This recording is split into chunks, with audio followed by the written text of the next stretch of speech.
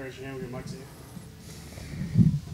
Well, that was your 700th win, and it ended on what did you think of that wild double play? That was something.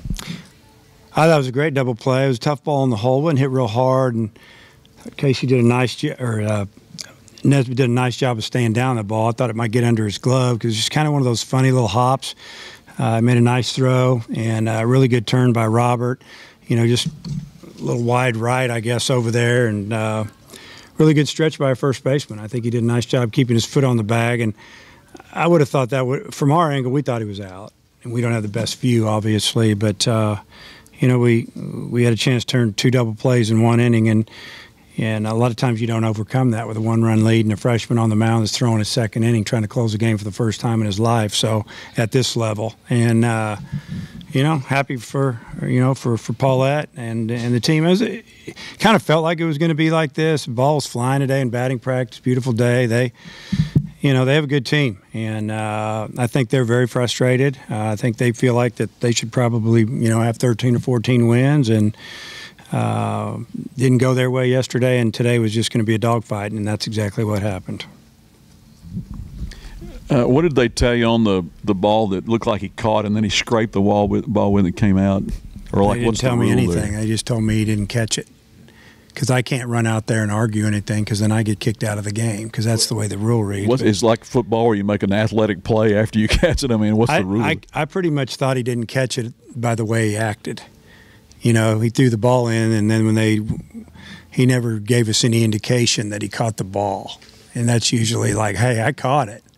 What do you mean I didn't catch it? I didn't get any of that. So I thought, well, I don't think he ever controlled the ball. I'd like to see the video of it, but that's my guess, that he fumbled it around and he dropped it. I bet he makes that play 9 times out of 10. He's a really good outfielder. How big for Casey Martin after last night to have the day he did today? He had a great day for us offensively. I mean, 3-run homer and a couple more RBIs or whatever he ended up with. But, he had a rough night last night, and he's really learned how to shake it off. It doesn't surprise me a bit on how it went for him today with, 4 RBIs, 3 hits, and, had an opportunity to bounce back, and he did it. Given the way the ball was going today, what did you think of Morris? I mean, because I think his innings wind up being big. Well, you think about the game, and we didn't want to take those guys out of the game. We were saving guys for the weekend, and we would have just let him go if it was Tuesday, and we didn't plan on throwing him till Sunday. But we wanted to be available, Saturday, Sunday, and same with a couple other guys in there. So it just, I thought he threw the ball extremely well. He hadn't, he hadn't complained, because he probably could have, because we should probably give him the ball a little bit more. And we have a lot of confidence in him. Kind of where you're at with Cops now after today? Yeah, I mean, it was a rough start. Gave up 2 in the first, 1 in the second, and it just didn't go real good. I mean, I don't really know what to say on with your question where I'm at. I mean, there's guys in front of him, obviously, and he's just, when he gets the ball, he needs to do it, and I know he can do it. We need him. I said that the other day, and feel bad for him, because there's nobody on the team that works harder than Kevin Copps, and I want to see him have success and enjoy his time here, obviously. So he's going on the trip with us, and maybe he'll get it done if he gets out there this weekend. Tom mentioned it earlier, but your 700th win, does that mean anything to you? Yeah, I guess so. I mean, it's better than 600, but I mean, I appreciate it. I've had a lot of good players, and it's like I tell the guys after the game, they're congratulating me, and I'm congratulating them, telling them I didn't play in any one of those games. You guys do it. So, had a lot of good teams, and a lot of great coaches, and over time things start to add up. Are we having the press thing tomorrow? Okay, so Mississippi State stuff that you can tell us, please. Yeah. So what do you want to know? Just pitching, what are they doing? Hitting? We'll go Wicklander and Nolan and TBA. Oh, okay. In that order? Exactly in that order. Yep.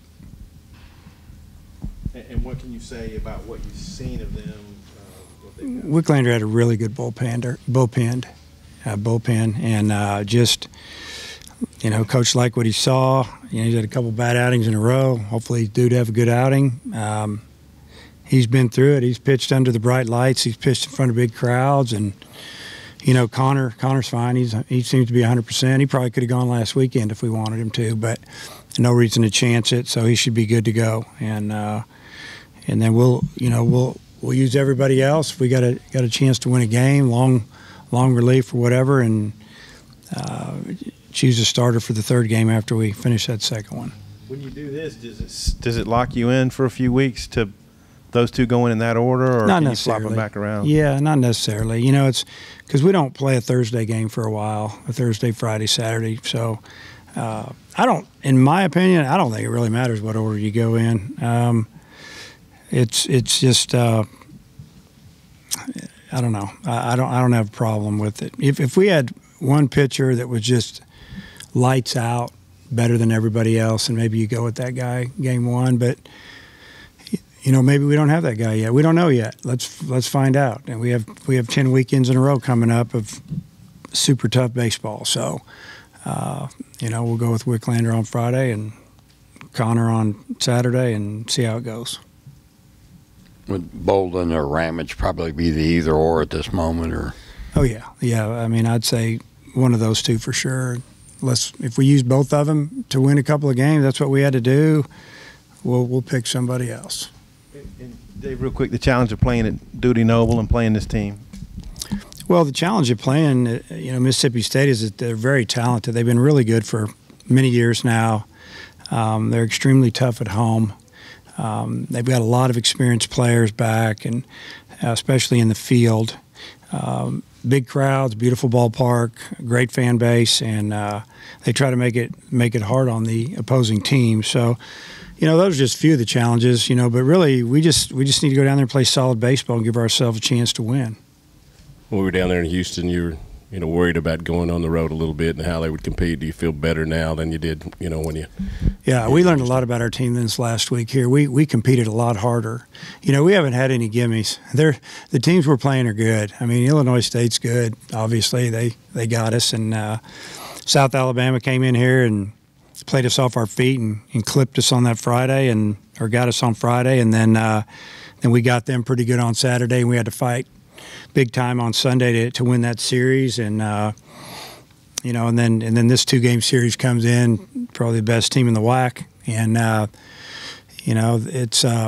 it hadn't been easy, so it's not like we're going to get shocked by any competition that we see. We've seen 95, 96 mile an hour arms and power from both sides of the plate, and guys that can run, and teams that are well coached. I mean, it's we'd like to have a few more wins, few less losses, but sometimes losses are good if you go out and you play well when it matters in conference. Anything else? All right.